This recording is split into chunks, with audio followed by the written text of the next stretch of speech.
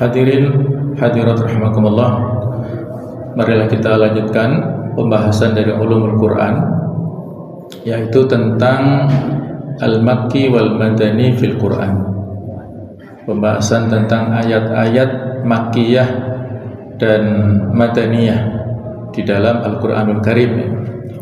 Ini salah satu tema yang penting untuk kita bahas, kita ketahui, karena di antara faedah yang bisa kita dapatkan dari identifikasi ayat-ayat makkiyah dan madaniyah, kita akan memahami periodisasi ataupun tahapan dalam pensyariatan hukum-hukum Islam yang terdapat dalam Al-Quran ini.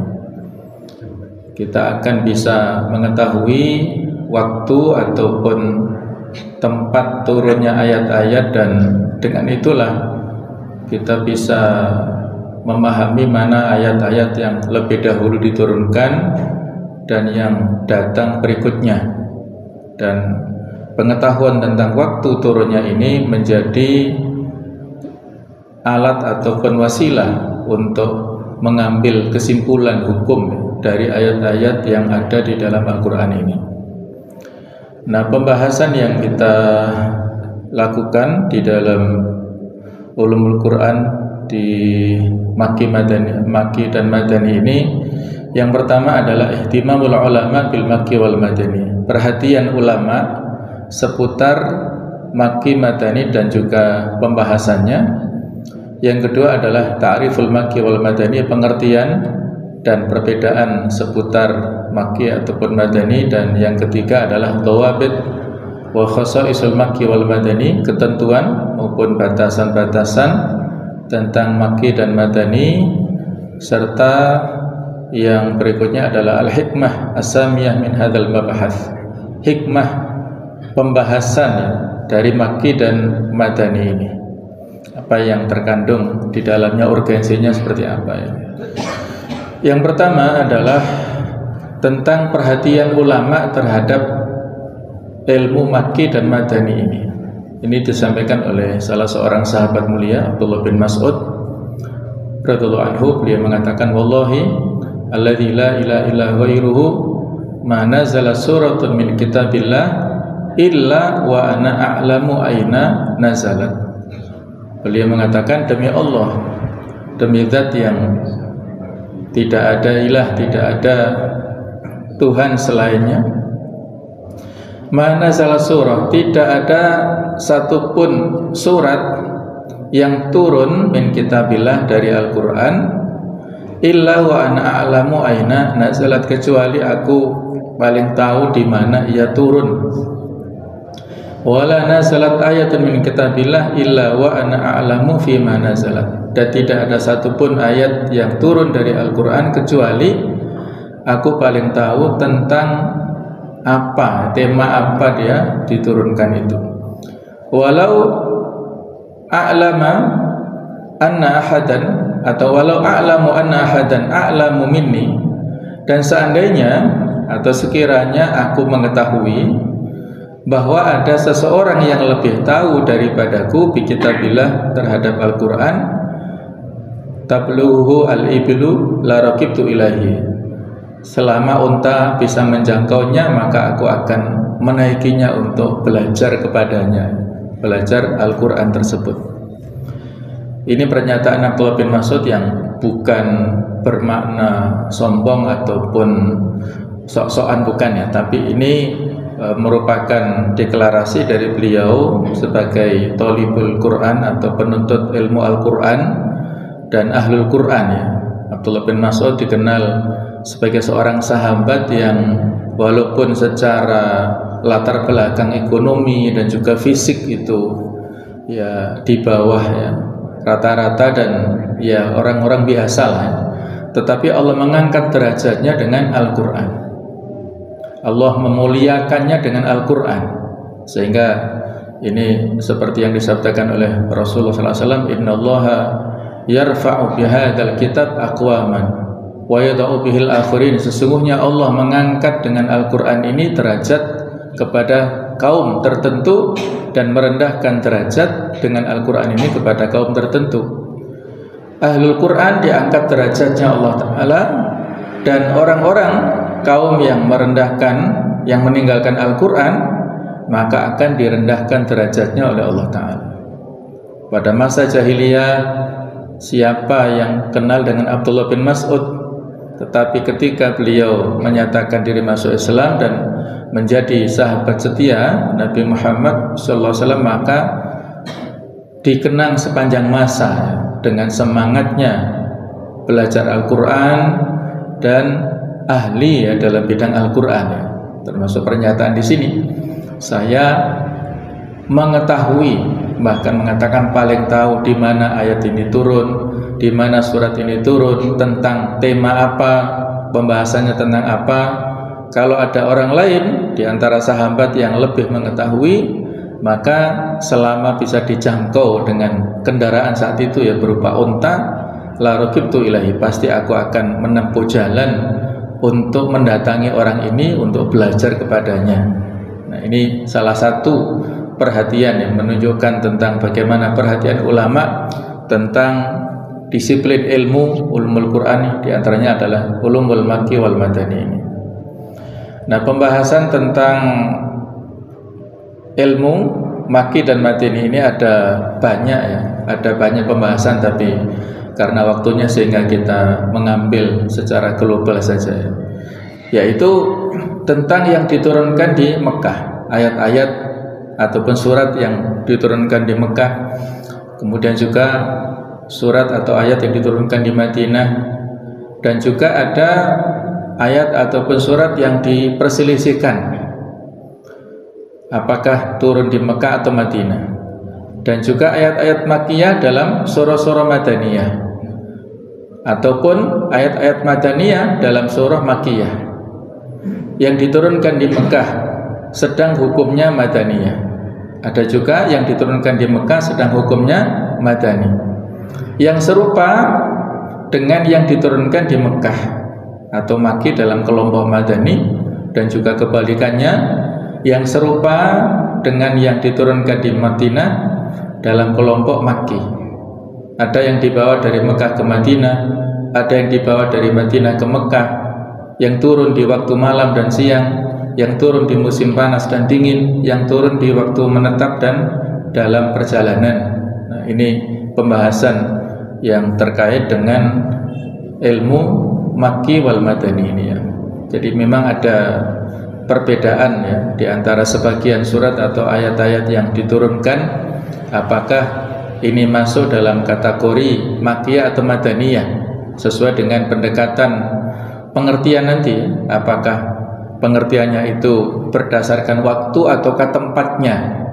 Nanti ada contoh-contohnya ya. Nah, berikutnya tentang metode penentuan Makki Madani. Ini metode pertama yang menjadi pedoman oleh para ulama, yaitu al-manhaj as-sima'i an-naqli. Cara sima'i nakli didasarkan pada riwayat sahih dari para sahabat yang hidup pada saat dan menyaksikan turunnya wahyu, atau dari para tabi'in yang menerima dan mendengar dari para sahabat sebagaimana, di mana dan peristiwa apa yang berkaitan dengan turunnya wahyu. Nah, sebagian besar penentuan Makki dan Madani didasarkan pada metode atau cara yang pertama ini ya. Jadi ini cara yang relatif lebih aman ya. Al-manhaj as-sima'i, yaitu metode yang dititik beratkan kepada as-sima'i dari kata-kata mendengar ya. Bagaimana para sahabat mendengar dari satu ke yang lainnya, dari satu perawi ke perawi yang berikutnya dan lain-lain. Kemudian an-naqli adalah metode yang kaitannya dengan al-ma'thur ya. Ini metode yang lebih banyak dipakai ya. Ini ayat dari satu periwayatan ke periwayatan yang berikutnya, dari murid ke dari guru ke muridnya dan seterusnya. Metode yang kedua adalah al-manhaj al-qiyasi al-ijtihadi. didasarkan pada cara qiyasi ijtihadi. Jadi qiyasi adalah analog, kemudian ijtihadi adalah kesimpulan ataupun pemahaman yang dimiliki oleh para ulama didasarkan pada ciri-ciri maki dan madani. Nanti akan kita singgung ayat-ayat yang ciri-cirinya itu seolah-olah dia adalah tergolong makiyah dan ada ayat lain yang tergolong madaniyah. Apabila dalam surah makiyah terdapat suatu ayat yang mengandung ayat madaniyah atau mengandung peristiwa madaniyah, maka dikatakan bahwa ayat itu madani. Dan sebaliknya, bila dalam satu surah terdapat ciri-ciri maki, maka surat ini dinamakan surah makiyah, dan juga sebaliknya. Adapun perbedaannya seputar pengertian maki dan madani ini, tadi saya singgung ya, yaitu yang pertama, i'tibaru zamanin nuzul, standar waktu turunnya ayat. Jadi dilihat dari sisi waktunya, bahwasanya fal makki ma nazala qabla al-hijrah wa in kana bi ghairi Makkah.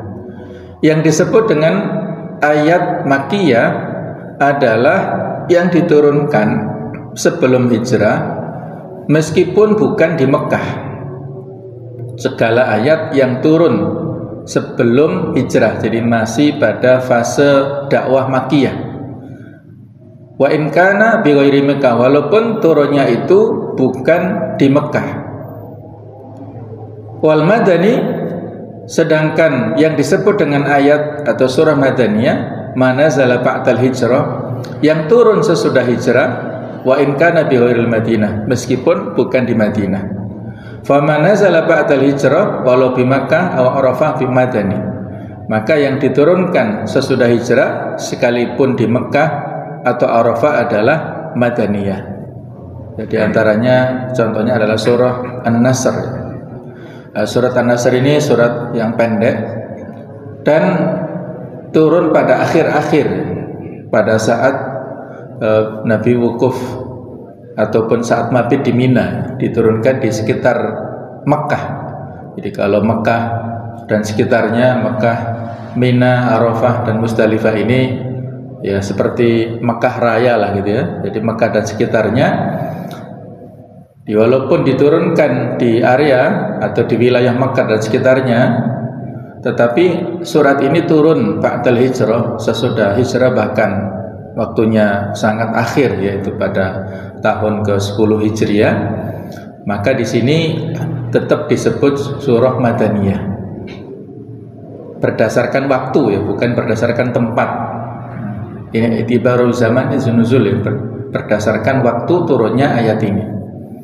Dan kalau para sahabat yang lain memaknai surah madaniyah ini dengan sukacita karena, mohon maaf, surah An-Nasr tadi ya contohnya, dengan sukacita karena memiliki makna kemenangan An-Nasr. Tetapi ketika waktu itu Umar bin Khattab bertanya kepada Abdullah bin Mas'ud tentang surat ini, maka mohon maaf ya, kepada Abdullah bin Abbas ya. Jadi Umar bertanya kepada Abdullah bin Abbas tentang surat ini, maka dijawab oleh Abdullah bin Abbas, ini adalah isyarat sudah dekatnya waktu wafatnya Rasulullah SAW. Maka Umar pun juga mengiyakan ya. Umar ini memiliki firasat dan kecerdasan yang luar biasa. Abdullah bin Abbas itu punya kemampuan dalam bidang takwil Al-Quran, dalam bidang tafsir ya. Jadi klop dua orang ini, yang di batin yang difahami oleh Umar sama dengan yang difahami oleh Abdullah bin Abbas tentang dekatnya ajal Rasulullah, sehingga mereka berdua malah sedih dengan turunnya surat ini ya. Kalau para sahabat yang lain merasa gembira karena kemenangan mereka dapatkan, tapi kalau mereka berdua malah sedih karena ajal Nabi sudah semakin dekat. Nah, ternyata ini betul ya. Tidak beberapa lama setelah Haji Wada ini beliau wafat ya. Nah, itu contoh ayat atau surat yang turun ba'dal hijrah, sesudah hijrah, tetapi di area Mekah. Kemudian yang ini kelanjutannya ya. Kalladzi nazala amal fatah, sebagaimana contoh lainnya ya, yaitu yang diturunkan pada waktu penaklukan kota Mekah. Jadi seperti ya salah satu ayat ini bahwasanya setelah Rasulullah SAW menaklukkan Mekah dan orang-orang kafir tunduk, mereka sudah tidak berani melakukan perlawanan karena memang strategi Rasulullah penyerbuan kota Mekah ini dirahasiakan. Ketika ada satu sahabat yang mencoba untuk mengirimkan berita lewat kurir wanita, yaitu Hatib ibnu Abi Balta'ah, itu langsung Allah Ta'ala memberikan wahyunya kepada Rasul supaya mengirimkan para sahabat mencegat kurir wanita ini. Dan ternyata betul di situ di konde rambutnya ada satu surat yang akan dikirimkan oleh Hatib ibnu Abi Balta'ah ke keluarga yang ada di Mekah tentang rencana Rasulullah untuk menyerbu kota Mekah. Ini sebuah dalam tanda kutip pengkhianatan dari seorang sahabat mulia ini ya, sehingga para sahabat marah, bahkan Umar akan membunuh Hatib bin Abi Balta'ah ini kalau seandainya diizinkan Rasulullah. Tapi setelah diklarifikasi begini begitu ya, Nabi menerima alasannya dan dia termasuk Ahlul Badr, orang yang ikut dalam perang Badar, dan ada semacam perlakuan spesial kepada Ahlul Badr ini. I'malu ma syi'tum faqad ghafartu lakum ya. Aku, kata Allah, kerjakan semau kalian, aku telah mengampuni dosa kalian. Nah, itu spesial untuk Ahlul Badr ini. Akhirnya Nabi mengampuni dosa dari Hatib ibnu Abi Balta'ah dan diturunkan surat Al-Mumtahanah ya. Awal surat Al-Mumtahanah itu adalah latar belakangnya seperti itu. Jadi Nabi sukses dalam menaklukkan kota Mekah, dan setelah beliau berhasil menaklukkan kota Mekah, beliau ingin masuk ke Ka'bah, tapi karena pintunya terkunci ya, maka beliau minta izin untuk meminjam kunci pintu Ka'bah ini kepada pemegang kuncinya, yaitu Utsman bin Tulha. Jadi saat itu beliau ingin meminjam kunci dan ingin masuk ke Ka'bah ini untuk melaksanakan sholat di dalamnya. Tapi sempat terjadi diskusi di situ ya, perdebatan kecil ya. Karena pada saat Nabi mau meminta atau meminjam ya kunci pintu Ka'bah ini, Al-Abbas pamannya Rasul itu ingin memilikinya ya. Wahai Rasulullah, izinkan saya untuk memegang kunci Ka'bah karena saya sudah punya tugas untuk siqayah, memberikan minum ya pada jamaah haji ya. Memang sudah kita singgung ya, dalam memakmurkan Ka'bah ini masing-masing suku itu ada tupoksinya, ada tugas pokok dan fungsinya itu ya. Ada yang bertugas memberikan minum, memberikan makan, ada yang bertugas memegang kunci, ada yang bertugas untuk mengurus air zam-zam dan lain-lain. Nah, itu Abbas ingin minta tambahan tugas. Jadi saat itu Utsman bin Tulha ini merasa tidak nyaman. Kalau saya kasih kepada Rasulullah Nabi Muhammad, nanti jangan-jangan dikembalikan ke pamannya sendiri. Maka Nabi mengatakan, wahai Utsman bin Tulha, saya pinjam ya. Kemudian dikasihkan bi amanatillah, saya berikan pinjaman kunci ini dengan amanah Allah. Maka Nabi ketika itu berhasil mendapatkan kunci dan sholat di dalam Ka'bah. Para ulama beda pendapat status sholat ini apa. Waktunya memang saat itu waktu duha, tetapi apakah sholat duha ataukah sholat kemenangan, nah itu para ulama beda pendapat ya. Kalau nggak salah 4 rakaat yang saat itu beliau lakukan. Nah setelah beliau sholat dikembalikan kunci itu sambil beliau membaca ayat ini di surat An-Nisa 58 ini ya. Innallaha ya'murukum an tu'addul amanati ila ahliha. Sesungguhnya Allah memerintahkan kepada kalian untuk menyampaikan amanat kepada yang berhak untuk mendapatkannya. Jadi pada saat beliau sholat, malaikat Jibril turun dan menyampaikan wahyu ini. Yang kata Umar, kami belum pernah mendengarkan ayat ini sebelumnya.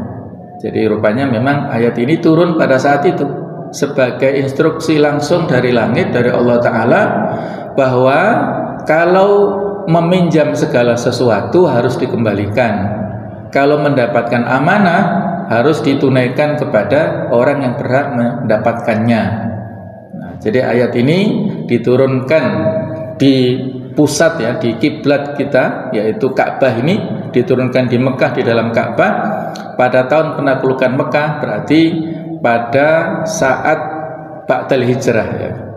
Dari sisi waktu turunnya, nah, di sini adalah ba'dal hijrah. Jadi walaupun turun pada saat di kota Mekah, tetapi karena ba'dal hijrah maka di sini termasuk dalam kategori ayat-ayat Madaniyah. Nah, itu salah satu contohnya ya, yang kita singgung sedikit ya tentang masalah amanah ini adalah An-Nisa 58. Ini adalah salah satu ayat yang terkait dengan dasar-dasar pemerintahan.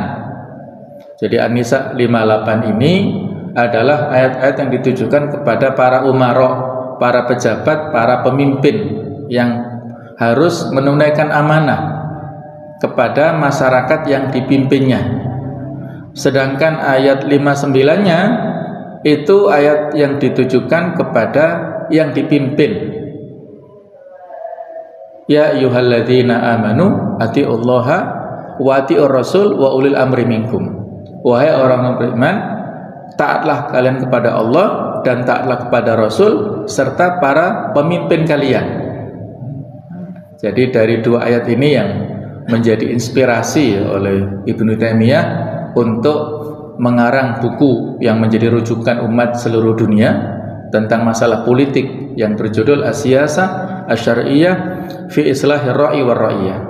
Politik secara syar'i, secara islami dalam perbaikan kepada ar-ra'i, pemimpin, dan ar-ra'iyah yang dipimpin ya. Pemimpin itu ar-ra'i, yang dipimpin itu ar-ra'iyah. Ar-ra'iyah ini diadopsi dalam bahasa Indonesia menjadi rakyat. Nah, rakyat itu dari kata ar-ra'iyah, yang dipimpin, masyarakat yang dipimpin. Para pemimpin ini diambilkan dari Nisa 58 tadi, yaitu tugasnya harus memimpin dengan amanah. Yang dipimpin itu diambil inspirasi dari ayat 59-nya yang harus taat kepada Allah, Rasulnya, dan pada pimpinannya. Nah, jadi kalau kita singgung pada ayat 59-nya bahwasanya Allah Ta'ala memerintahkan kepada kita kaum muslimin yang menjadi masyarakat ini taat di samping kepada Allah dan kepada Rasulnya, yang kalau dari tinjauan bahasa ada kata-kata atiu dua kali yang menunjukkan ketaatan pada Allah dan pada Rasul ini ketaatan yang mutlak, tidak ada batasannya ya. Atau al-mutlaq, ketaatan yang totalitas. Tetapi ketika Allah memerintahkan kepada kita taat kepada para pemimpin, itu tidak diulangi kata kerjanya. Allah tidak mengatakan wa ati'u ulil amri, tapi langsung wa ulil amri ya. Ini menunjukkan, kesimpulan oleh para ulama disampaikan, ketaatan pada para pemimpin ini ta'atun muqayyadah, ketaatan yang terbatas, yang relatif. Selama para pemimpin ini sesuai petunjuknya, aturannya dengan Allah dan Rasulnya, kita harus taat, kita ikuti. Tapi kalau aturannya tidak sesuai, nah, maka nggak ada ketaatan ya. Tidak boleh mentaati para pemimpin ini. Bahkan di situ ada unsur kesyirikan, syirkut ta'ah ya. Kalau ada aturan kebijakan yang bertentangan dengan aturan-aturan Allah dan Rasulnya, kemudian kita ikuti, kita taati, maka di situ ada unsur kesyirikannya. Ini dalam bab akidah ya, syirkut ta'ah. Ketika saat itu Adi bin Hatim mendengarkan Nabi menyampaikan salah satu ayat di surat At-Taubah, ittakhadhu ahbarahum wa ruhbanahum arbaba min dunillah. Orang-orang Yahudi dan orang-orang Nasrani itu menjadikan para pemuka agamanya sebagai arbaban, Tuhan-Tuhan selain Allah. Maka saat itu Adi bin Hatim yang mu'alaf, sebelumnya dia Nasrani, protes, ya Rasulullah lasna na'buduhum, ya Rasulullah, kami dulu tidak menyembah kepada mereka.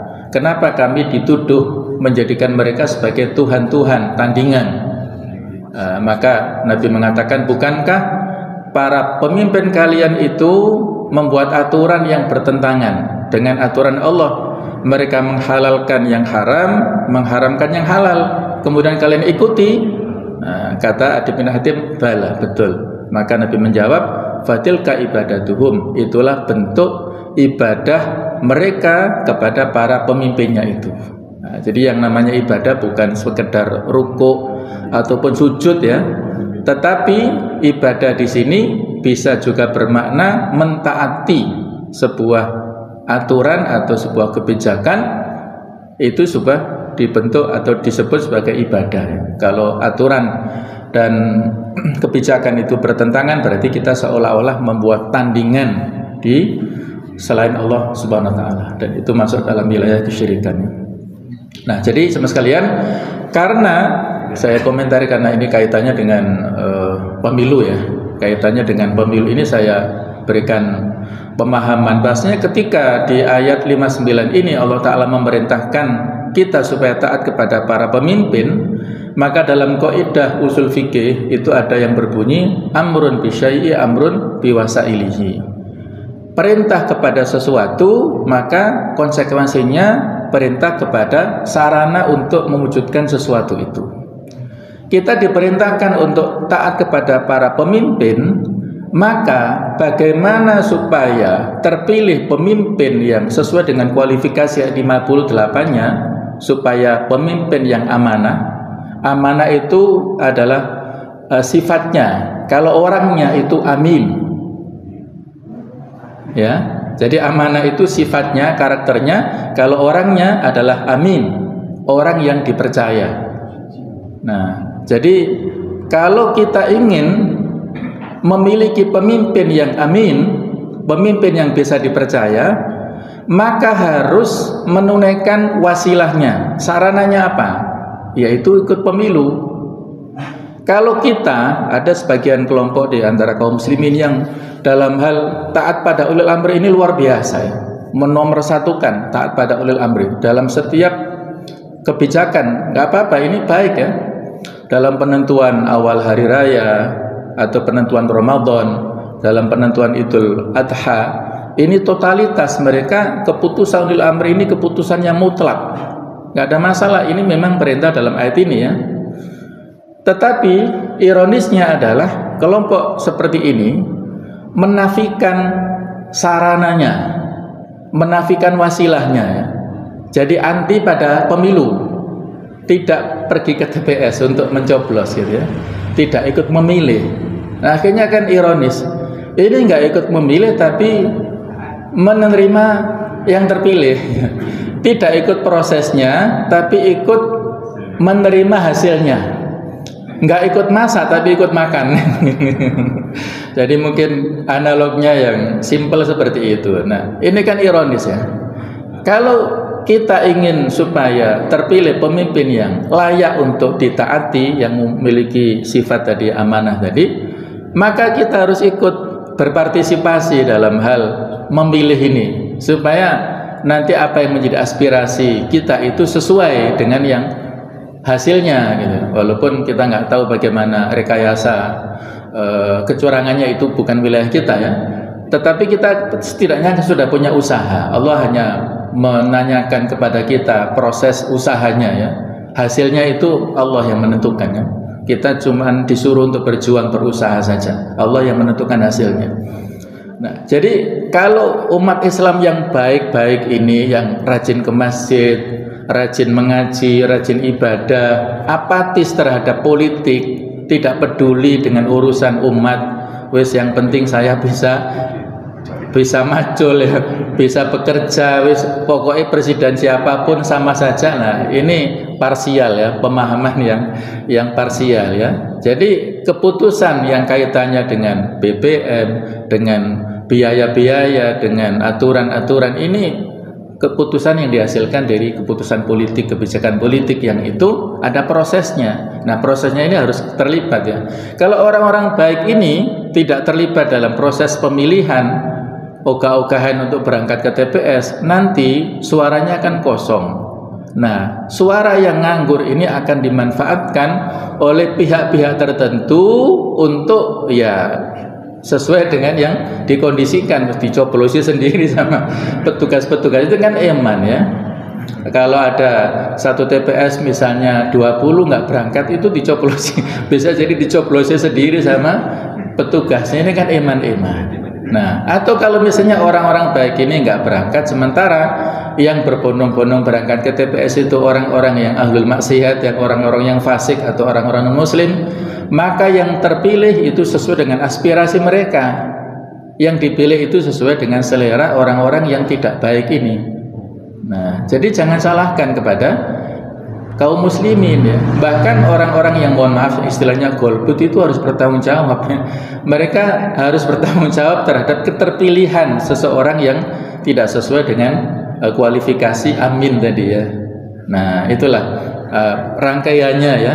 Dalam hal pemilihan ini sesuatu yang tidak sesimpel sebagaimana kita bayangkan, tapi ada konsekuensi-konsekuensi, ada tuntutan-tuntutan kita sebagai kaum muslimin ini ya. Nah, itu kaitannya An-Nisa 59 yaitu ketaatan kita kepada ulil amri, itu ketaatan yang memang terbatas. Kalau kita dipimpin oleh sosok pemimpin yang tidak benar, tidak bagus, akhirnya kita menjadi serba bingung. Ketika memberikan kebijakan kita tidak taat, nanti melanggar hukum. Ketika kita taat nanti melanggar Al-Quran. Ini kan akhirnya repot kita sendiri. Tapi kalau pemimpinnya seorang yang bisa dipercaya, maka kita enak. Oh, aturannya bagus ya, aturannya enak sesuai dengan aturan Allah dan Rasulnya, kita enak dalam mentaatinya itu. Nah, itulah kaitannya ya. Nah, cuma sekalian ini contoh ya, kaitannya dengan ayat-ayat yang diturunkan saat sesudah hijrah tapi walaupun di Mekah. Kemudian au nazala bi hajjatil wada, ataupun turun di haji wada seperti firman Allah, al yauma akmaltu lakum dinakum wa atmamtu alaikum nikmati wa raditu lakumul Islam madina. Ini surat Al-Maidah ayat yang ketiga ya. Jadi ayat ini menurut sebagian ulama dikategorikan ayat yang terakhir turun. Tetapi para ulama yang lainnya memberikan klarifikasi bahwasanya bukan ayat ini. Ayat ini kan turun di Haji Wada pada saat Nabi wukuf di Arafah. Jadi ada jeda waktu pada saat beliau setelah haji, itu kan Dzulhijjah tahun 10 Hijriah. Beliau sementara meninggalnya itu 12 Rabiul Awal tahun ke-11 Hijriah ya. Jadi ada jeda waktu sekian harinya. Ada ayat yang lebih akhir turunnya, yaitu surat Al-Baqarah ayat 281 yang kaitannya dengan ketakwaan dan juga riba. Ya ayyuhalladzina amanu, bukan ya ayyuhalladzina amanu. Jadi ada ayat yang wattaqu yauman turja'una fi ilallah ya. Takutlah kalian kepada satu hari yang kalian dikembalikan kepada Allah. Tsumma tuwaffa kullu nafsin ma kasabat wa hum la yuzlamun. Kemudian diberikan kepada setiap orang apa yang dia usahakan dan mereka tidak dizalimi ya. Ini ayat yang terakhir diturunkan, di mana setelah ayat ini turun Nabi sekitar 9 malam itu wafat ya. 9 hari beliau wafat setelah turunnya ayat ini. Jadi ini yang lebih rajih, lebih kuat akhir ayat yang diturunkan. Kemudian pendekatan yang kedua itu adalah i'tibaru makanin nuzul, yaitu standar tempat turunnya ayat. Fal makki ma nazala bi Makkah wa ma jawaraha kamina wa Arafat wa Hudaybiyah. Jadi yang disebut ayat-ayat Makkiyah adalah yang turun di Mekah dan sekitarnya seperti di Mina, Arafah dan Hudaybiyah. Wal madani ma nazala bil Madinah wa ma jawaraha ka Uhud wa Quba wa Sil. Dan Madaniyah ialah yang turun di Madinah dan sekitarnya seperti Uhud, Quba dan Sil. Jadi standarnya itu adalah tempat, bukan waktunya, tapi tempatnya. Konsekuensinya wa tarattabu ala hadzal ra'yi adamu sunaiyatil qismati wa hasriha. Pendapat ini mengakibatkan tidak adanya pembagian secara konkret yang mendua. Faman nazala bil asfar au bitabu au bi Baitil Maqdis la yadkhulu tahtal qismah. Sebab yang turun dalam perjalanan di Tabu atau di Baitul Maqdis tidak termasuk ke dalam salah satu bagiannya. Fala yusamma makkiyan wala madaniyan, sehingga tidak disebut, tidak dinamakan makkiyah ataupun madani. Kama yatarattabu alaihi kadzalika annama nazala bi Makkah ba'dal hijrah yakunu makkiyan. Juga mengakibatkan bahwa yang diturunkan di Mekah sesudah hijrah disebut makkiyah.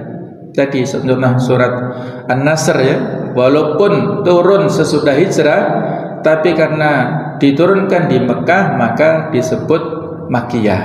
Nah, ini pendekatan tempatnya ya. Tadi ada contoh-contoh ayat walaupun turun sesudah hijrah tapi turun di Ka'bah dan turun di Arafah maka disebut surat makkiyah. Nah, ini standar dalam hal tempat yang konsekuensinya memiliki ini menafikan ya. Karena ada ayat yang turun di perjalanan atau di Tabuk atau di Baitul Maqdis. Ini contohnya misalnya surah Al-Mutaffifin ya. Ini masuk pada juz Ammah. Surat Al-Mutaffifin ini para ulama beda pendapat apakah masuk makkiyah atau madaniyah. Karena kalau dari sisi tempat ini para ulama apakah di Mekah atau ada yang mengatakan dalam perjalanan ketika Nabi hijrah. Ada lagi yang mengambil sudut pandang dari sisi temanya. Tema Al-Mutaffifin ini adalah tema ekonomi yang terkait dengan mengurangi timbangan kan? Wailun lil mutaffifin, celaka bagi orang-orang yang berlaku curang.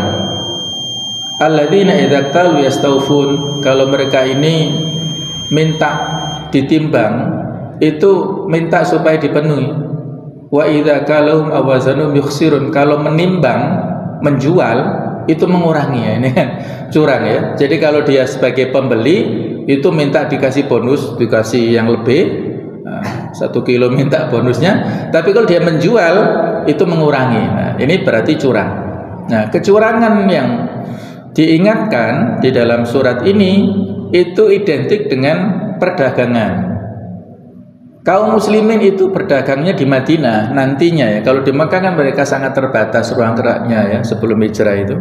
Karena dikuasai oleh orang-orang kafir Quraisy kan, mereka nggak bisa menguasai pasar. Nah, ketika kaum muslimin berhijrah ke Madinah, sebelumnya dikuasai oleh orang Yahudi dan Abdurrahman bin Auf berhasil menguasai pasar Madinah, mendominasi ya dari kooptasi dari orang-orang Yahudi itu, beliau berhasil dan memberikan ruang kepada kaum muslimin untuk berdagang. Nah, itu Allah mengingatkan supaya nggak boleh curang. Nah, berarti kan temanya itu lebih pas ya, kaitannya dengan yang ada di Madinah. Nah, ini ulamanya beda pendapat, ini masuk makkiyah atau madaniyah. Contoh lain ada surat Al-Kautsar. Surat Al-Kautsar ini juga para ulama beda pendapat apakah masuk makkiyah atau madaniyah. Ada yang mengatakan ini masuk makkiyah, yang kebanyakan masuk pada makkiyah karena memang turun awal-awal. Ada yang mengatakan turun pada periode atau ayat urutan diturunkan surat yang ke-14 turunnya ya, dari sisi periode turunnya. Tetapi kalau dilihat dari sisi latar belakang turunnya, ini seolah-olah madaniyah. Karena diceritakan dalam riwayat bahwasanya setelah Nabi sallallahu alaihi wasallam tertidur di masjid. Nah, masjid di sini Masjid Nabawi.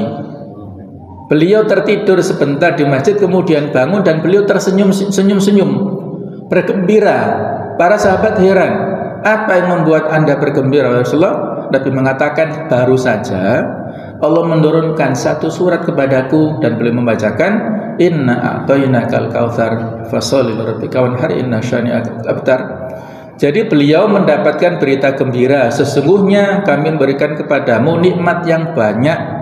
Al-Kautsar maknanya sangat luas, diantaranya sungai yang ada di surga yang bernama Al-Kautsar atau yang berada di padang mahsyar. Para ulama beda pendapat apakah telaga yang di padang mahsyar ataukah sungai yang ada di surga. Tapi siapapun yang meminum air telaga Kautsar ini maka dia tidak akan kehausan selamanya. Itu disediakan untuk umatnya Nabi Muhammad, dan ada salah satu di antara umat Nabi Muhammad yang tertatih-tatih susah untuk meminum ini. Nabi malah memberikan pembelaan, ya Allah, ini umatku kenapa susah meminum air telaga surga ini. Maka kata Allah, memang betul mereka umatmu, tetapi engkau tidak tahu apa yang dilakukan sesudah engkau meninggal. Artinya para ulama mengatakan bid'ah apa yang dilakukan oleh mereka sesudah engkau meninggal itu engkau nggak tahu. Nah, itu bahaya daripada bid'ah. Jangan sampai kita melakukannya, karena orang yang ahlul bid'ah akan terhalangi meminum dari telaga Al-Kautsar ini. Nah, jadi itulah dari sisi latar belakangnya seolah-olah ini turun di Madinah, Nabi di Masjid Nabawi tidur sebentarnya itu, bukan di Masjidil Haram. Kalau beliau di Masjidil Haram nanti ya itu tadi banyak mendapatkan intimidasi ya, nggak bisa bersantai-santai, nggak bisa rileks di sana ya, diusir-usir oleh orang-orang kafir Quraisy kan. Bahkan beliau ketika sujud diberikan kotoran ya pada saat di Masjidil Haram. Nah, ini latar belakang yang membuat para ulama berbeda pandangan ya tentang identifikasi apakah surat ini masuk Makkiyah ataukah masuk ke Madaniyah ya. Nah, berikutnya standar yang ketiga, standar objek lawan bicara. Ats-tsalits i'tibarul mukhatab. Jadi objek seruan yang diajak bicara itu fal makki makana khitaban li ahli Makkah. Jadi surat-surat atau ayat-ayat Makkiyah itu adalah yang ditujukan kepada penduduk Makkah. Wal madani makana khitaban li ahli Madinah. Sedangkan Madaniyah ayat-ayat atau surat yang ditujukan kepada penduduk Madinah. Wa yanbaghi ala hadzal ra'yi inda ashabihi anna ma fil Qur'an min qouli ta'ala ya ayyuhan nasu makki wa ma fihi min qouli ta'ala ya ayyuhalladzina amanu madani. Konsekuensinya berdasarkan pendapat ini para pendukungnya menyatakan bahwa ayat Al-Qur'an yang mengandung seruan ya ayyuhan nas wahai manusia adalah Makkiyah. Sedangkan ayat yang mengandung seruan ya ayyuhalladzina amanu itu adalah Madaniyah. Nah, itu cirinya ya. Jadi kalau di Mekah itu masih bahasanya itu adalah wahai sekalian manusia ya, sedangkan kalau di Madinah itu sudah ada seruan ya ayyuhalladzina amanu. Nah, ini berdasarkan objek yang diajak bicara oleh Allah Ta'ala lewat Rasulnya di sini. Nah, dari pendapat ini wabil mulahadhah yatabayyanu anna aktsara suwaril Qur'an lam tuftah bi ahadi al-khitabaini. Namun melalui pengamatan yang cermat nampak bagi kita bahwa kebanyakan surah Al-Quran tidak selalu dibuka dengan salah satu dari seruan ini. Wa anna hadzal dhabit la yutradu, dan bahwasanya ketentuan demikian ini tidak konsisten ya, tidak konstan. Fasuratul Baqarah Madaniyah. Contohnya ini. Surat Al-Baqarah itu Madaniyah. Sementara di dalam surah Al-Baqarah ada ayat yang berbunyi ya ayyuhan nasu ubudu rabbakum alladzi khalaqakum walladzina min qablikum la'allakum tattaqun. Wahai manusia, sembahlah kepada Rabb kalian yang telah menciptakan kalian dan orang-orang sebelum kalian agar kalian bertakwa. Jadi ini ayat yang ada di surah Al-Baqarah yang Madaniyah. Sementara di sini ada seruan khitab tadi yang disebutkan redaksi untuk manusia. Padahal ciri surah Makkiyah itu ada ayat Makkiyah adalah yang ada ya ayyuhan nasnya. Ini menjadi ambigu tadi ya, seolah-olah bertolak belakang. Nah, maka ini menyulitkan kepada kita untuk mengidentifikasi. Nah, bagaimana tarjih pendapatnya yang kuat? Ar-rajih al-awwal. Jadi pendapat pertama yang mengatakan standarnya waktu itu aula min ra'yaini, lebih utama daripada pendapat 2 dan 3 ba'dahu li hasrihi wa itratihi, karena ia lebih memberikan kepastian dan konsistensinya ya. Jadi standar waktu ya itu lebih aman walaupun turun di Mekah, tapi kalau waktunya sesudah hijrah maka disebut Madaniyah. Nah, jadi standar waktu itulah yang lebih diperhatikan ya. Baiklah sama sekalian, untuk kesempatan ini kita cukupkan, insyaallah kita lanjutkan ya, temanya belum selesai, mudah-mudahan bisa kita fahami dan Allah Ta'ala memberikan umur panjang kepada kita sehingga terus bisa mengkaji ilmu tentang ayat-ayat Al-Quran yang sekaligus mudah-mudahan bisa memberikan kecintaan kita kepada Al-Quran, dan mudah-mudahan Allah Ta'ala menjadikan kita ahlul Quran, mendapatkan syafaat di hari kiamat dengan Al-Quran, mendapatkan kebahagiaan di dunia juga dengan wasilah Al-Qur'anul Karim. Mohon maaf atas segala kekhilafan. Subhanakallahumma bihamdika asyhadu an la ilaha illa anta astaghfiruka wa atubu ilaik. Wassalamualaikum warahmatullahi wabarakatuh.